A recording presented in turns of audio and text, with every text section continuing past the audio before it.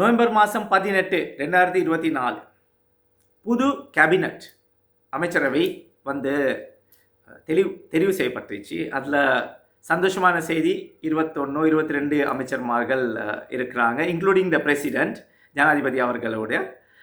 இதில் நான் பேசுறக்கல இன்னைக்கு ராத்திரி 11:45 ஆகுது, 18 நவம்பர் 2024 11:45 பல கால்கள் வந்துச்சு. சார் இப்படி ஒரு பிரச்சனை ஒன்று இருக்குது, நீங்கள் ஏன் பேசுகிறீங்கல்ல? நான் சொன்னேன் பாய், நாங்கள் என்ன பேச, பெரிய பெரிய ஆட்கள் பேசி கொண்டிருக்கிறாங்க, குரூப்களில் பேசி கொண்டிருக்கிறாங்க.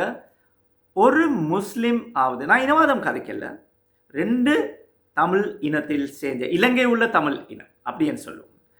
அவங்களுக்கு ஒரு லேடி உண்டு,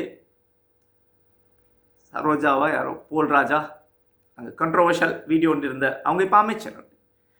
அதோட சந்திரசேகரன் சகோதரர் அவர் ஜப்னால டக்ளஸ் தேவானந்த் என்ற அமைச்சர், ஃபிஷரிஸ் மினிஸ்டர், அவங்க பல வருடங்களாக இருக்கிறாங்க. ஸோ அவங்களுக்கு கிடைச்சிருக்கு, அல்ஹம்துலில்லாஹ், we are very happy, congratulations. அதில் ஒரு மாற்றம் இல்லை. ஆனால் இலங்கை உள்ள முஸ்லீம் அப்படின்னு ஒரு ஆள் கூட வந்து தெரிவு செய்யப்படலாத ஒரு கேபினட், இனவாதத்து மேலே வந்த பொதுஜன பெரமுன அரசாங்கம் கூட ஒரு முஸ்லிமை அமைச்சரவை எடுத்தாங்க, போனஸில் வந்தவர். இன்னைக்கு வந்திருக்கிற என்பிபி, நான் எதிராக கதைக்கல, தெளிவு கொடுக்குறேன். நீங்கள் எப்படி எடுப்பீங்களோ தெரியாது, நான் வாரேன். இதை நடுவில் பேசக்கூடிய சில முஸ்லீம்கள் இருக்கிறாங்க, நான் வாரேன். இனவாதத்தை கொண்டாந்து இருந்தால் அவங்களும் கொடுத்தாங்க போனஸில். 6 போனஸ் சீட்டில் நேஷனலிஸ்ட் தேசிய பட்டில் வந்த அவங்களுக்கு கேபினட் அமைச்ச பதவி கொடுக்கப்பட்டிருக்கு. ஒரு கொஞ்சம் யாம் இருக்குது, டிரானலஸ் போனஸில் வந்தவர், அவருக்கு அமைச்சு பதவி கொடுப்பட்டிருக்கு.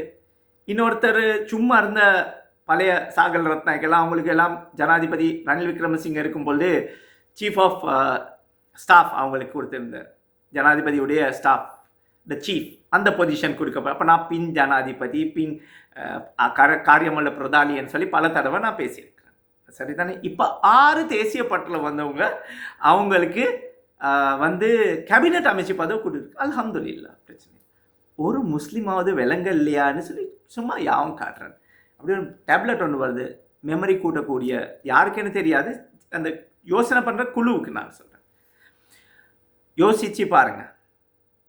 இப்போ கொழும்பு மாவட்டத்தில் தேர்ந்தெடுக்கப்பட்டாரு ஒரு முஸ்லீம் வேட்பாளர், மருத்துவர் ஒருத்தர், மௌலவி ஒருத்தர் இருக்காரு கம்பா டிஸ்ட்ரிக்டில், பல வருடங்களாக ஸ்டேஜில் ஏறி கஷ்டப்பட்ட ஒரு ஆள். 1,09,000 வாக்கு, 1,06,000 வாக்குகள் கிடைச்சிருக்கு, அல்ஹம்துலில்லாஹ். நாங்கள் நல்வாழ்த்துக்கள் கொடுக்குறோம், அல்ஹம்துலில்லாஹ்.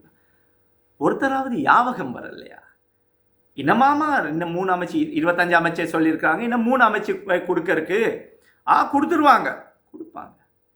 இது கொந்தளிச்சுட்டு பிச்சை கேட்குற மாதிரி எங்களுக்கு கொடுக்குற, பிச்சை போடுற, பிச்சைகள் எடுக்கிற முஸ்லீம்களா இலங்கை மக்கள்? இல்லை, சும்மா யோசிச்சுப்பார், அமைதியாக யோசிச்சுப்பார், அமைதியாக யோசிச்சுப்பார். நாங்கள் பார்ட்டிசிபேட் பண்ணோம், நாங்கள் வெத்தல்ல, அல்ஹம்துலில்லாஹி அலா குல்லி ஹால். ஈமானோடு இருக்கிற முஸ்லீம்களாகிய அல்லாஹ்வுடைய எது தீர்மானமோ அதுக்கு அல்ஹம்துலில்லாஹ்னு சொல்லி ஏற்றுக்கொண்டு நாங்கள் இருக்கிறோம். ஆனால் இளைஞர்கள் ஓட் பண்ணீங்க தானே? ஒவ்வொரு ஃபேமிலியில் இளைஞர்கள், இல்லை என்பிபிக்கு கொடுக்கணும், கொடுங்க. ஆனால் கொஞ்சம் கேட்குறதுக்கு தெம்பும் வைங்க. நான் மொட்டில் இருக்கும் பொழுது, மஹிந்த ராஜபக்ச அவரோட இருக்கும் பொழுது தப்பு நடந்தால் தட்டி கேட்ட ஒரு ஆள். இப்போ நான் இந்த அரசாங்கத்தில் இல்லையே, பிரசிடெண்ட்டுக்கு நாங்கள் சப்போர்ட் பண்ணுவோம்னு சொன்ன கோரிக்கை இப்போ கூட அதுதான் இருக்குது. ஜனாதிபதி மஹிந்த ராஜபக்ச இருக்கும் பொழுது நான் வந்து தட்டி கேட்டேன். இப்போ ஜனாதிபதி அன்ரகுமார் திசாநாயக்கா அவங்களுக்கு சப்போர்ட் பண்ணுவோம்னு சொல்லி அந்த கோரிக்கையோடு தான் இருக்கிறோம், அது வேறு விஷயம். ஆனால் அந்த முஸ்லீம் வேட்பாளர் என்ன சொல்லியிருக்காருன்னு சொன்னால், ஒரு ஊடகங்கள் ஒன்றுக்கு அவர் மீடியா ரிலீஸ் ஒன்று கூப்பிட்டு சொல்லியிருக்கிறாரு, கவலைக்குரியமான ஒரு ஸ்டேட்மெண்ட் ஒன்று தான். Doctor Rizvi says that NPP is of the view that the primary condition for leading a ministry should be a person's qualifications, skills and political acumen and not their gender, race or religion. அதாச்சும் அவங்க சொல்கிறாங்க, அந்த அமைச்சு பதவி கொடுக்கப்பட்டவர் குவாலிஃபைடாக இருக்கணும். Doctor qualified இல்லையா? அப்போ எவ்வளோ டாக்டர்ஸ் இருக்கிறாங்க, என்ஜினியர்ஸ் இருக்கிறாங்க, குவாலிஃபைடு இல்லையா, கொஞ்சம் தெரியாமல் தான் கேட்குறேன். அதுக்கப்புறம் வந்து ஸ்கில்ஸ், அந்த ஸ்பெஷலைசேஷன் டாக்டர்கிட்ட இல்லையா. நான் சொன்ன ஒரு வார்த்தை அது மாதிரிக்கா யூஸ் பண்ண விருப்பம் இல்லை என்றால் சரியில்லை. அதனால் அதுக்கப்புறம் பொலிட்டிக்கல் அக்யூமெண்ட், அரசியல் அனுபவமே இல்லை அப்படின்னு சொல்லி அவரும் ஒத்துக்கொள்கிறார். அதோடு இல்லாட்டி போனால் அவர் ஆணா பெண்ணா, இல்லாட்டி அவர் முஸ்லீம் இனமா, இல்லாட்டி போனால் இஸ்லாம் மதமா, அதெல்லாம் பெருசு இல்லையா. சரி பரவாயில்ல, அவர்தான் அது சொல்லணுமே ஏதாச்சும் ரீசன். ஏன்னா அவருக்கும் பல கால்கள் போயிருக்கும். அவரே ஆட்களை எடுத்து ஓட்டலாக ஃபங்க்ஷனை வச்சு சாப்பாடு கொடுத்து பெரிய ஹாஹோ பண்ணாங்க. பொக்கிஷமாய் வளர்க்குற எங்களோட பெண்கள், சாதாரணமாக முஸ்லீம்கள் அப்படியே கொஞ்சம் கன்சர்வேட்டிவாக இருக்கிறோம். அவங்களே வெளிப்படையாக வந்து ஜனாதிபதிக்கு அனுரகுமார் திசாநாயக்கிக்கு ராட்டா அனுராட்டா அல்ஹம்துலில்லாஹ் கொடுத்தாங்க. சரி அல்ஹம்துலில்லாஹ் அந்த டைம். இப்போ கூட போக்குறா ஃபேமிலியாக போய் ஓட் போட்டிங்களே, இப்போ என்ன சொல்லுவீங்க தாய்மார்களே சகோதரர்களே, கொஞ்சம் சொல்லுங்கள். வெக்கம் வருது தான் எங்களுக்கு ஃபீல் விஷயம். அடே எங்களோட ஒரு முஸ்லீமை கணக்கு எடுக்க இல்லாமல் போயிட்டாங்களோன்னு சொல்லி ஒரு டவுட் உண்டு. அப்படி எடுக்கல, நான் நினைக்கல, மறந்து போயிருக்கும். அதனால மெசேஜை தன்மானம் கொஞ்சம் மிஞ்சிருந்தா, இஸ்லாமிய பண்பாடு இலங்கையோட முஸ்லீமுடைய தெம்பு மிஞ்சிருந்தா, ஷிராஸ் யூனுஸ்ட இந்த மெசேஜை தயவு செய்து முன்னுக்கு எடுத்துகிட்டு போங்க. இல்லை நாங்கள் ஓட் போட்டோம், எங்களுக்கு வெக்கம், அவுரத்தை மூடுறது தான் வெக்கத்தை, அதுதான் பேசிக்குங்க. இப்போ சமுதாயமே அவுரத் இல்லாமல் இருக்கிற மாதிரி ஆக்கிட்டாங்க. அதில் கூட எங்களோட முஸ்லீம் சகோதரர்கள் சொல்கிறாங்க, விமர்சனம் பண்ணணும்னா பண்ணுங்க, ப்ராப்ளம் இல்லை, ஆனால் டீசெண்டாக பண்ணுங்க.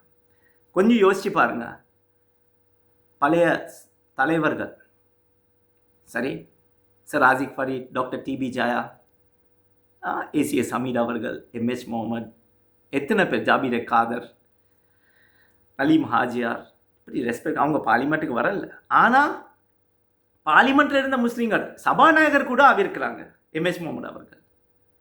ஏன்? உங்களுக்கு இன்னொரு எக்ஸாம்பிள் சொன்னால் கொந்தளிச்சு போயிடுவீங்க. ஆனால் அமைதி ஏனென்றால் இதில் சொல்லியிருக்கிறாங்க, இப்படியெல்லாம் நாங்கள் டிவிஷன்ஸ் பண்ணக்கூடாது அப்படின்னா ஒரு முஸ்லீமை ஓட் எடுக்கிறதுக்கு வச்சிருக்கவே கூடாது கொழும்புல. அது என்னுடைய கருத்து. மூதூரில் 2 பேர், கிண்ணியால் ஒருத்தர், மூதூரில் ஒருத்தர், 17,000 வாக்குகள் ஒருத்தர் எடுத்தார், 19,000 வாக்குகள் 2 பேரும் வெத்தல்ல. நேராகவே ஒரு தமிழ் சகோதரம் போயிட்டாங்க ட்ரிங்கோமலி டிஸ்ட்ரிக்டில், ஒரு சிங்கள சகோதரர்கள் போயிருக்கிறாங்க ட்ரிங்கோமலி டிஸ்ட்ரிக்டில். இலங்கை தமிழரசு கட்சி நான் ஆர் சம்பந்தன் ஐயா அவர்களோட ஏரியாவில் ஒரு தமிழ் சகோதரருக்கு போயிருக்காங்க. ஆமாம், அந்த பருப்பு மூஞ்சிச்சா. அலுத்கம பக்கம் கலுத்தர டிஸ்ட்ரிக்டில் 41,000 எடுத்த முஸ்லீம் வேட்பாளர் வெத்தி இல்லை.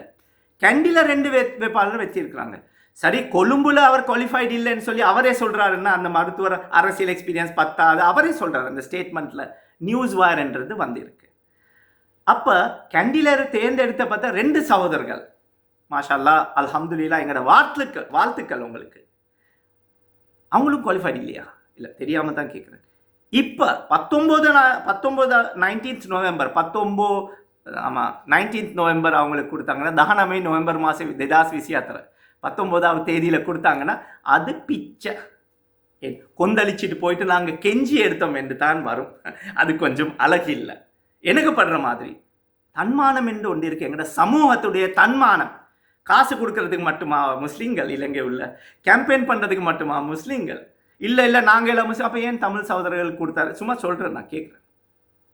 கொஞ்சம் யோசிச்சு பார்த்தீங்களா? ஏன், எதுக்கு இந்த லெவல்? உங்களுக்கு சொல்லியும் புரியாது. கவர்மெண்ட்டுக்கு தான் சப்போர்ட்.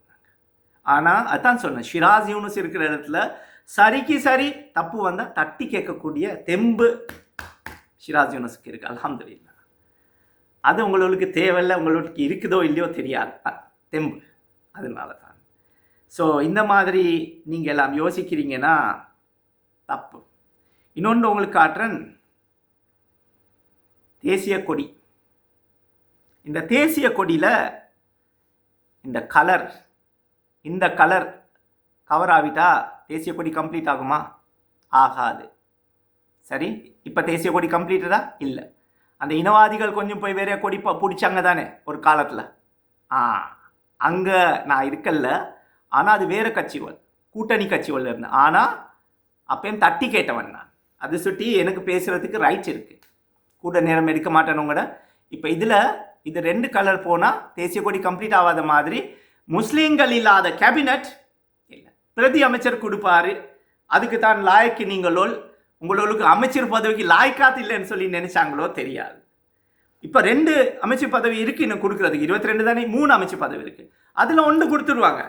ஆனால் 19ஆம் தேதிக்கு பிறகு கொடுக்கறது, 20ஆம் தேதி கொடுக்கறது பிச்சை. அப்படி பிச்சை கேட்டு உங்களுக்கு தேவைன்னா நல்லாவே வாழ்ந்துருங்க. அதனால் தட்டி கேட்கக்கூடிய ரைட் எல்லாருக்கும் இருக்குது. லா இலாஹ இல்லல்லாஹ் முஹம்மது ரசூலுல்லாஹி ஸல்லல்லாஹு அலைஹி வஸல்லம் களிமா சொன்னவங்க நாங்கள். அது சொல்லி தன்மானம் எங்களுக்கு ரொம்ப முக்கியம். அதை ஓட்டுக்காகவோ உங்களோட லாபத்துக்காகவோ உங்களோட அந்த ப்ரெஸ்டீஜ் போயிருக்கிற பேசி லேடிஸ்கள் பல குரூப்கள் இல்லை அவங்களுக்கு எக்ஸ்பீரியன்ஸ் இல்லை, அதனால டெபுட்டி மினிஸ்டராக வரட்டுமே. சோல் ராஜா அந்த லேடி அமைச்சர் லேடி கௌரவ லேடி அப்படின்னு சொல்லுவாங்க, அமைச்சர் தானே.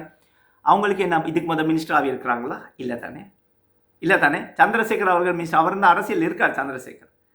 இப்போ 6 நேஷனலிஸ்டில் போனஸில் வந்தவங்க அமைச்சராக இருக்கிறாங்க. அவங்க எப்படி? இல்லை தானே, அமைச்சர் எக்ஸ்பீரியன்ஸ் இல்லை தானே, சரி தானே, பதில் கிடைச்சிருச்சா? இதே டிரானாலஸ் இருக்கும்போது அவருக்கும் நான் கடுமையாக விமர்சிச்சிருக்கிறேன்.